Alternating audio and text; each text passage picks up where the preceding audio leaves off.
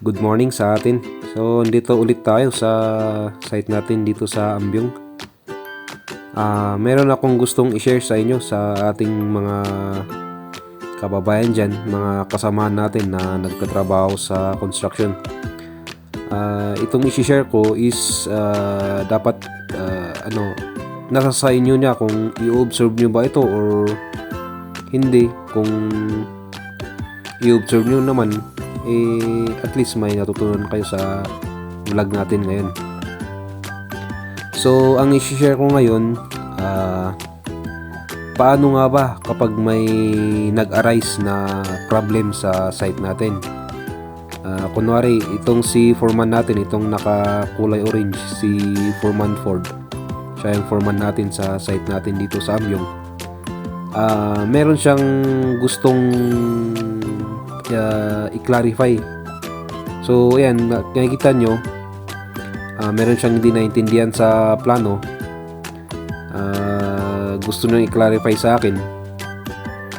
Ang kagandahan kasi nito, una pa lang, sinabi ko sa kanila na kapag may hindi sila naintindihan sa plano, mag-refer sila sa akin. Wag silang mahihiya na tanungin ako, i-clarify kung ano yung hindi nila naintindihan.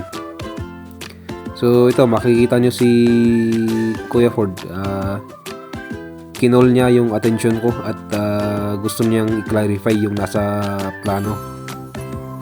So maganda ito guys, no?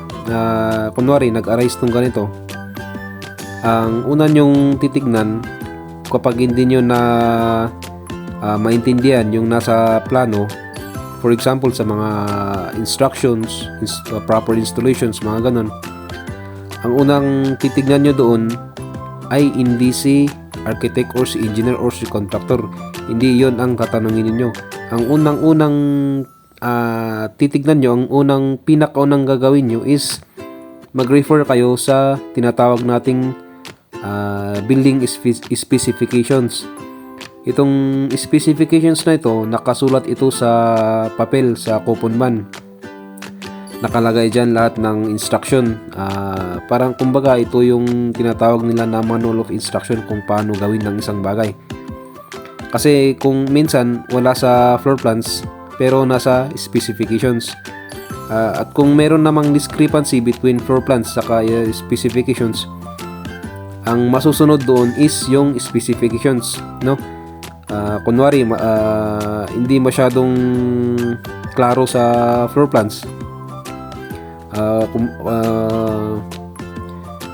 Merong isang drawing na ang alam mo ay mali at nag-refer ka sa specifications at sinabi ng specifications na gano'n ang gagawin mo, ang masusunod dyan yung specifications, hindi yung floor plan.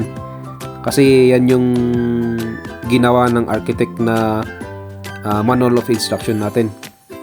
Ang second na gagawin is magre-refer tayo sa architect or sa engineer, yung gumawa ng plano. Doon tayo magre-refer. So gaya ng ginagawa namin ni foreman dito, discussion kami, ini-explain ko sa kanya yung tungkol dito sa floor plans natin. At least alam niya yung ginawa niya, kinol na yung attention ko sa mga hindi niya naintindihan na bagay. Yung ano kasi natin dyan, yung problem kasi natin na nag-arise dyan, yung location at distance ng poste natin. So meron siyang hindi siya naintindihan masyado sa distancing natin at klinaro naman sa akin. Yun, in-explain ko sa kanya, nagkaintindihan kami. So walang problema. Ang ayaw ko kasi sa construction, no, kung meron yung ibang trabador na tira lang ng tira kahit di siya masyadong klaro sa ginagawa, tira ng tira, at the end ang magsasuffer dyan yung contractor or si architect.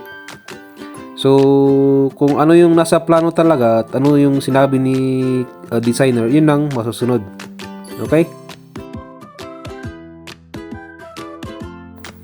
Ganito kasi yan mga kuya, mga kasamahan ko sa trabaho, no? Kapag kasi meron tayong floor plans, Yun lang ang sundin natin. Huwag natin ipilit yung nakasanayan natin na gawain. Sabihin mo, ganito naman yung ginagawa namin noon hanggang ngayon. Matagal na ako sa construction, ganito yung ginagawa ko. Mali po yun. Mali po yun na kaugalian sa construction. Yun po ang pinakaayaw ko sa isang trabahador.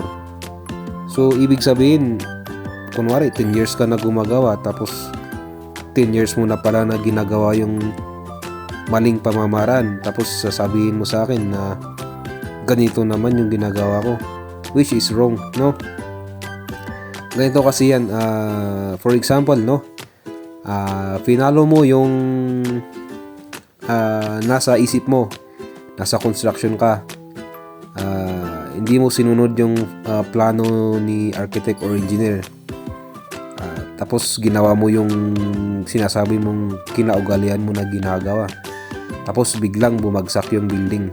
Sinong may kasalanan? Ikaw na gumawa or si architect na gumawa ng plano? Syempre ikaw na gumawa ng sarili mong pag-iisip. Ikaw ang may mali. Ikaw ang masisisi doon. Pwede kang maidemanda doon. Pero kapag ginawa mo yung nasa floor plans at ginawa mo yung instruction ni architect or engineer at bumagsak yung building, wala ka nang, labas ka na doon, wala ka nang kasalanan doon kasi sinunod mo lang yung ginawa ng professional na gumawa ng plano. So sila ang may liable kapag bumagsak ang building, pero finalo mo yung nasa floor plan at specifications ng paggawa ng bahay. So yun guys ang pinupunto ko. Kaya kunwari, nag-suggest kayo, sige, sabihin natin mas magaling kayo kaysa architect or sa engineer. Sinabi nyo kay engineer or architect, sir, ganito dapat ang pamamaraan kasi ganito yung ginagawa namin at proven na to, sabi mo.